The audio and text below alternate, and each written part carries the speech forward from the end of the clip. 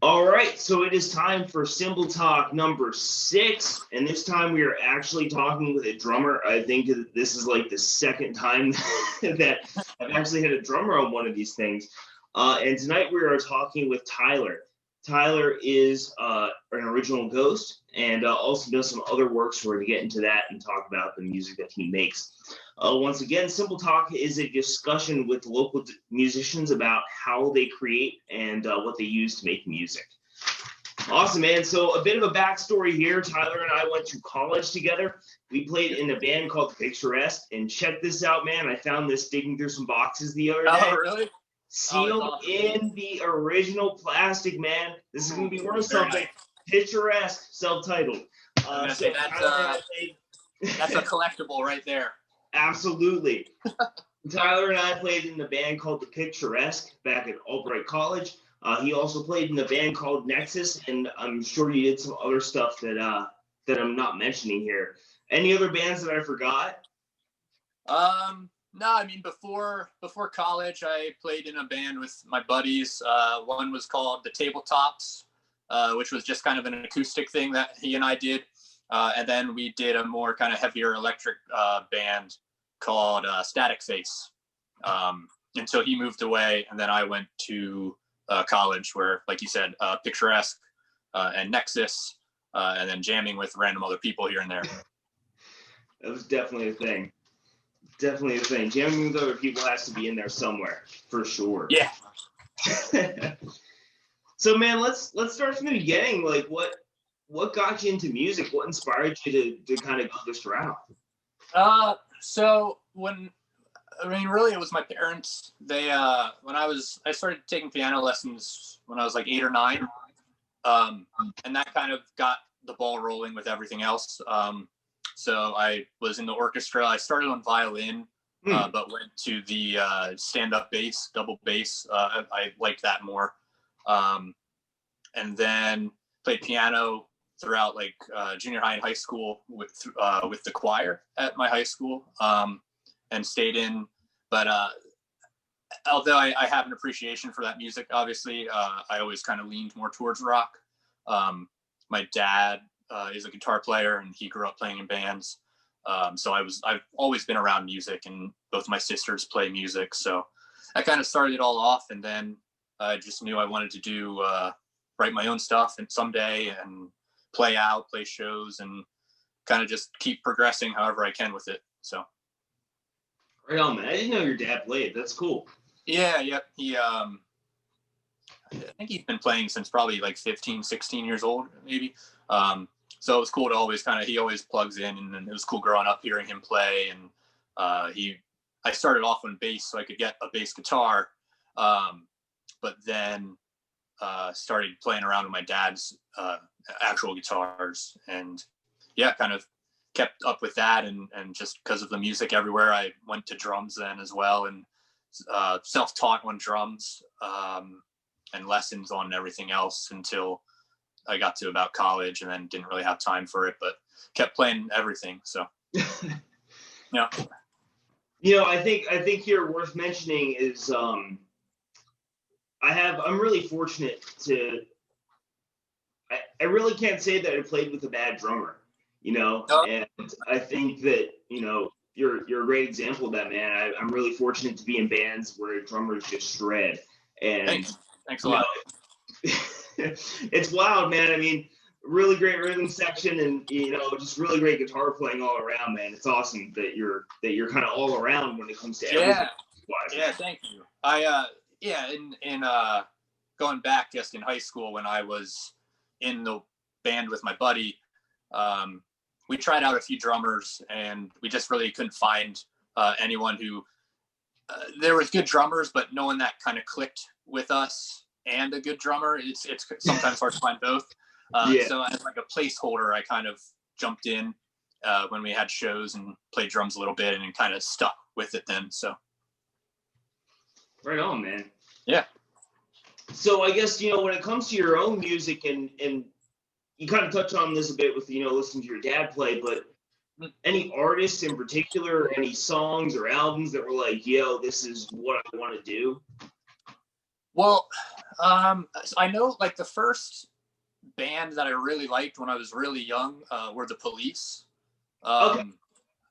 My dad was always kind of like a blues player, but always liked that rock, and always had a punk kind of fan in him as well. So I kind of grew up with that stuff, and for whatever reason, the Police stuck with me. And then when I was around probably 13, just Blink 182, which generic enough, but it just kind of was simple, catchy music that was easy enough to learn for starting out. So kind of started there, and then kind of evolved to more kind of heavier rock stuff and more intricate stuff, and have an appreciation for everything, and try to make my own stuff a little bit unique, kind of like a mixture of all those things, whether it's punk like Blink or Alkaline Trio, and then with like the electric stuff that I did, it was very Queens of the Stone Age influenced.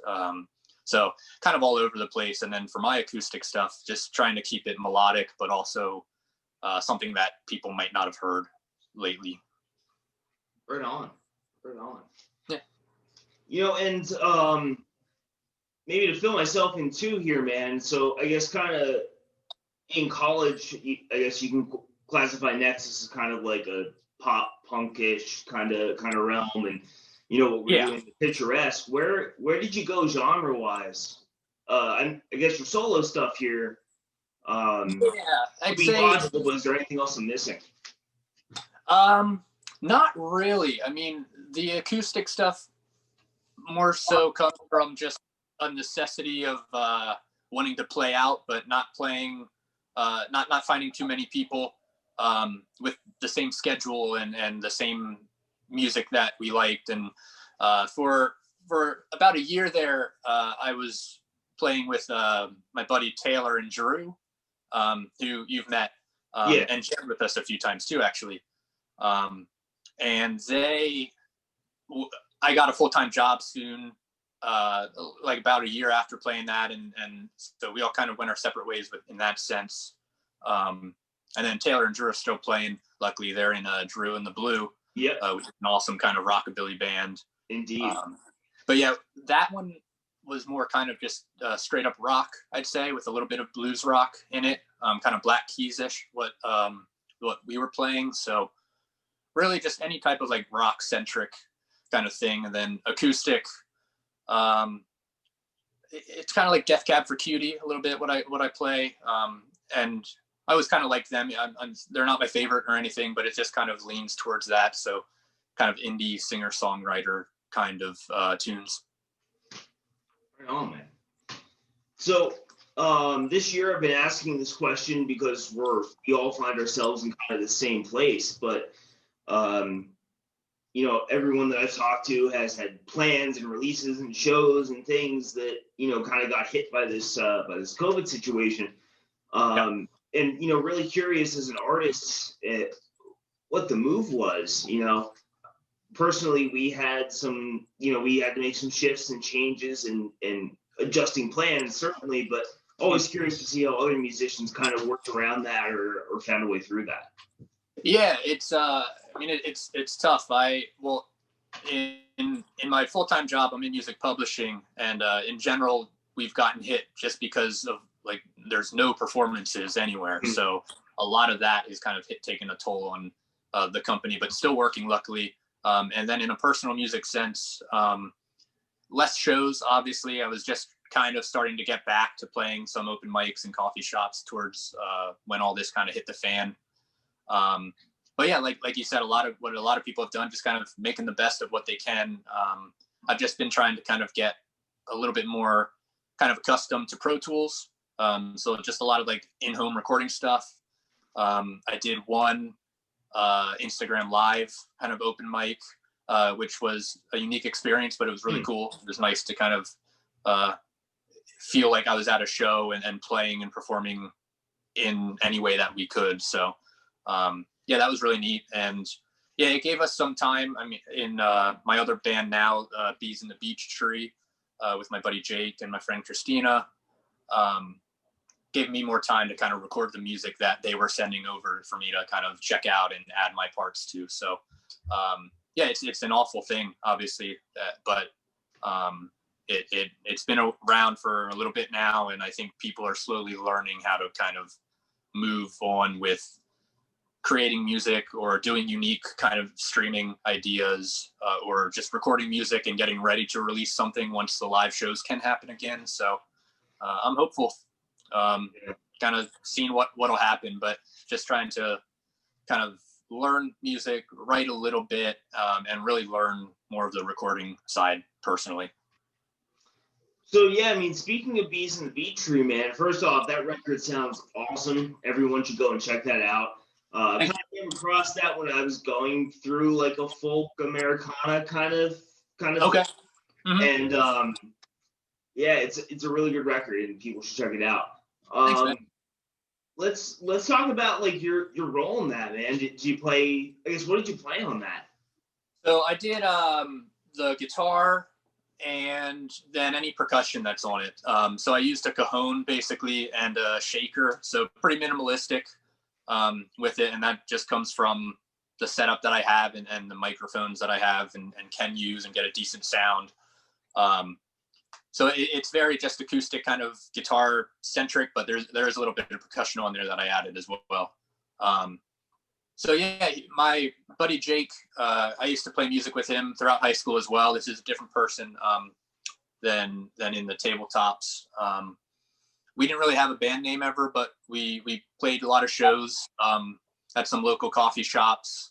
It was a lot of covers, but we always had a good turnout. We always had a bunch of friends kind of come up on stage, and like every song had like different people playing on it when we had those shows. So it was a really fun group effort. Cool. And then he moved out west a few years ago, probably like 4 or 5 years ago, maybe. But we stayed in touch, and he spent that time kind of writing music. And maybe about 2 years ago, he kind of texted me and just said, "Hey, I got some songs that I'm happy with.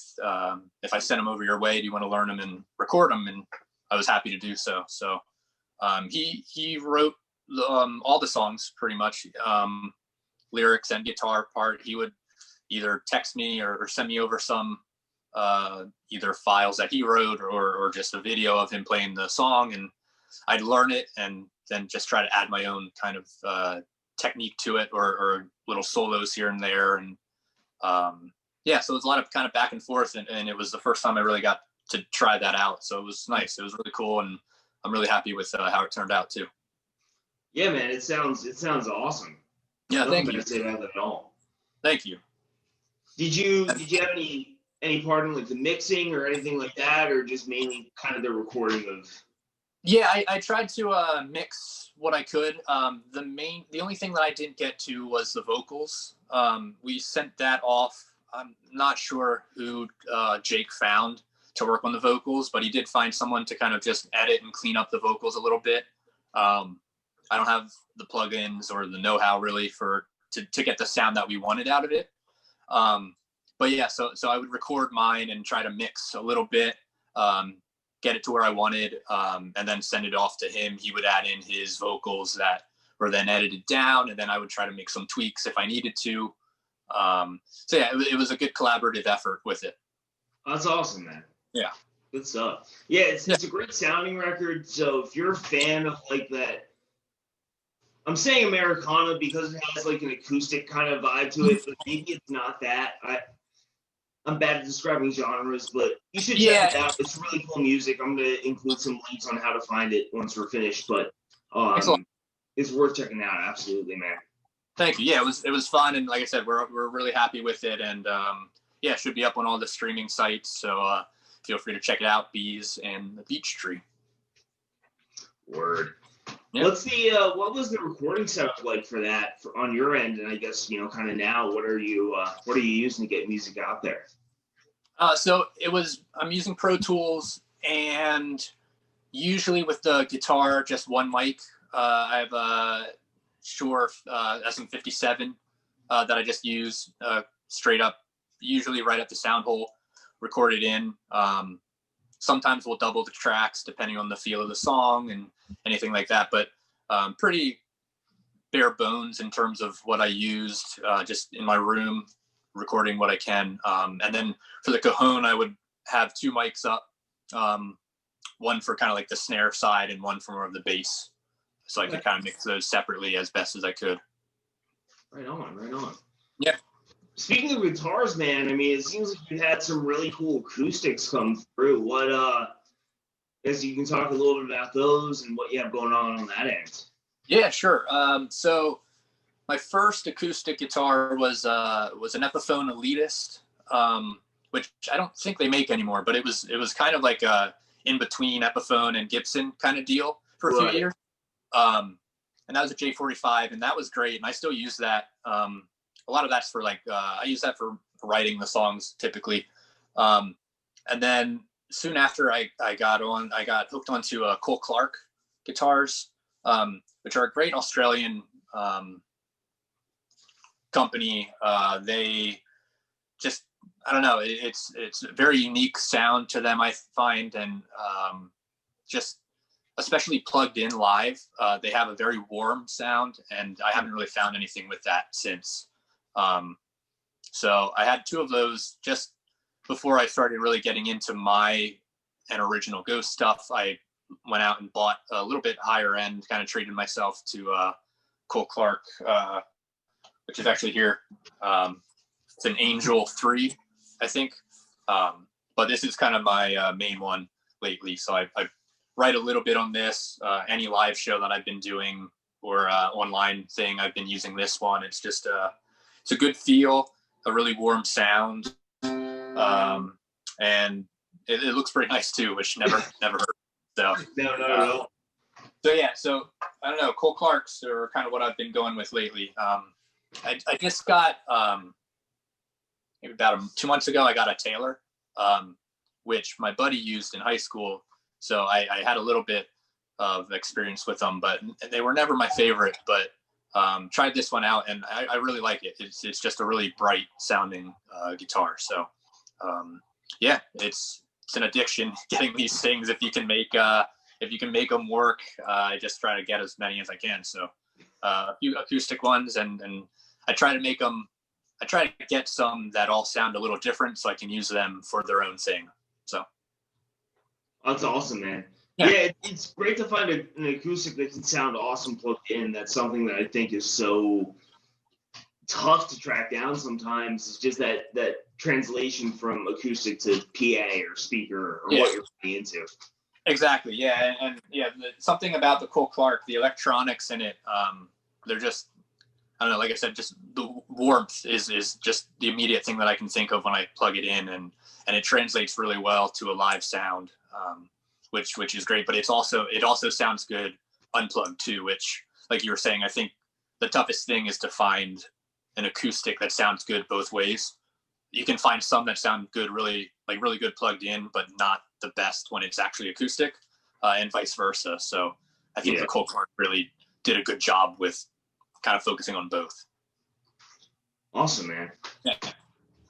So when it comes to writing for really any project you're involved in, do you have like a specific kind of approach to how you create songs? Do you have like, a couple weeks set aside where you're recording, or is it like a whole year thing, or just bit by bit? It's really bit by bit, for my stuff especially.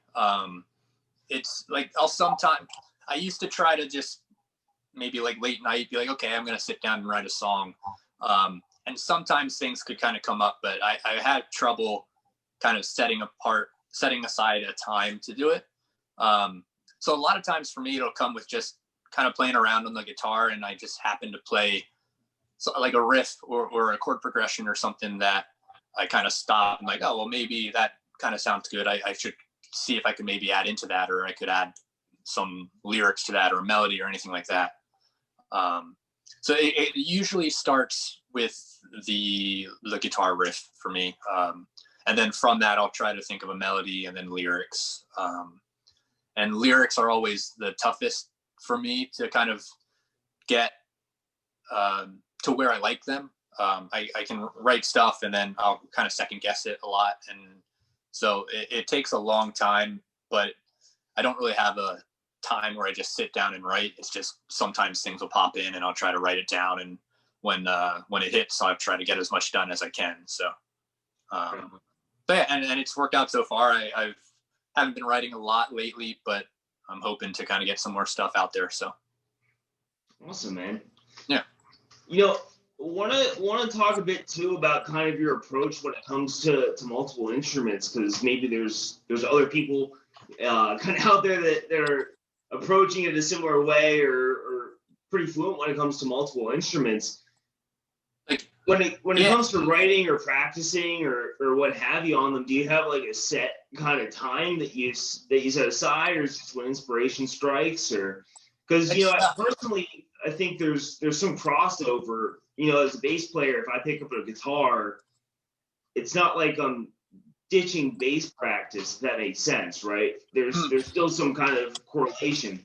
So that's how I approach it. But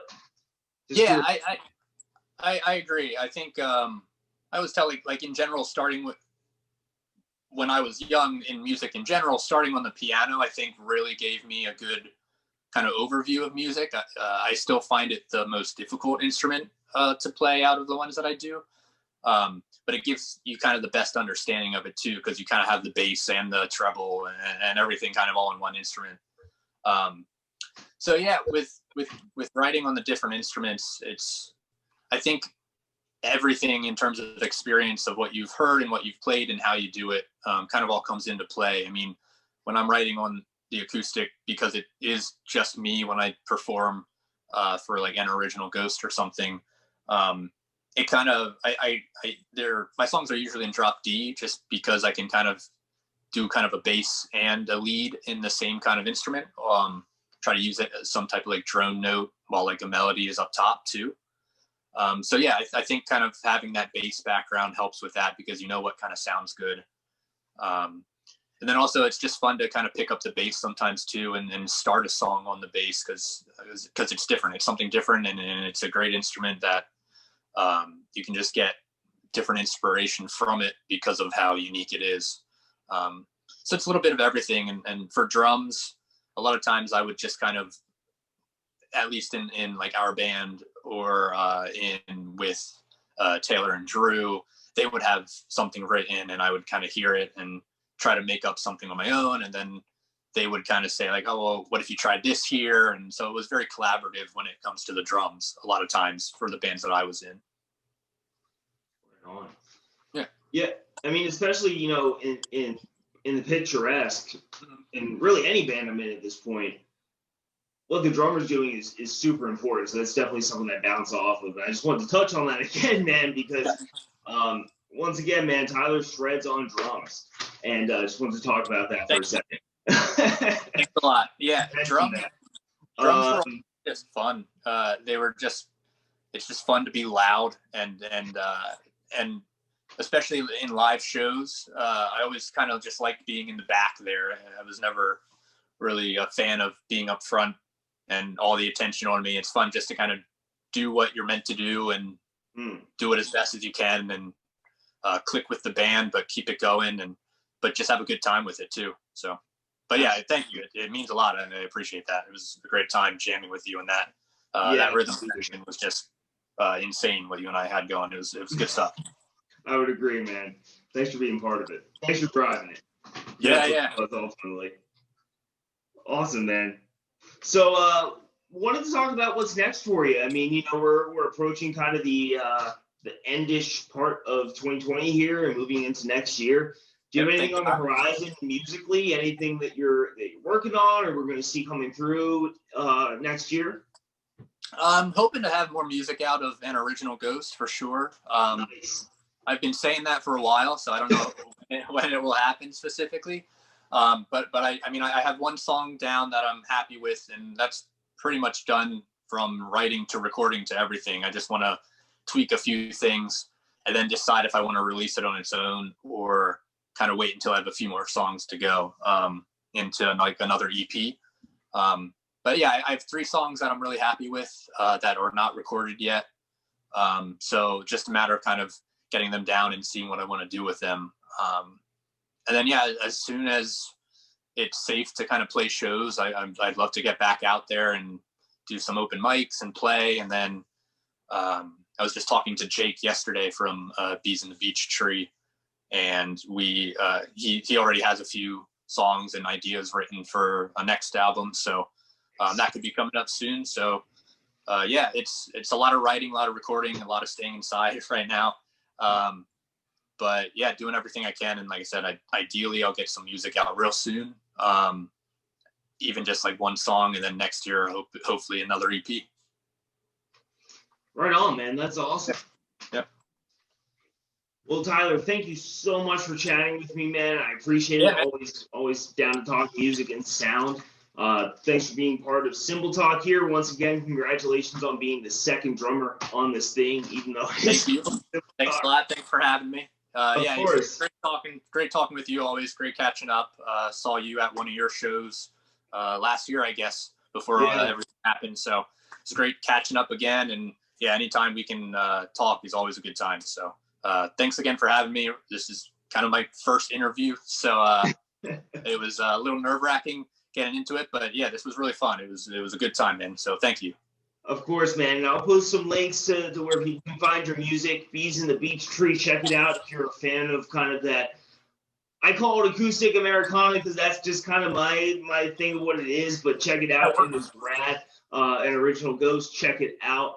I'm trying to think of the best way to describe it, but if you kind of grew up listening to the music that I think Tyler and I kind of grew up listening to, that you'll really dig it. So I'll post those, where you can find this video. And Tyler, thanks again, man. Really appreciate it. Cool, man. Thank you. Thanks again, and take care. Good luck with everything. And yeah, have a good one. Thanks a lot, guys. Right. You as well, man.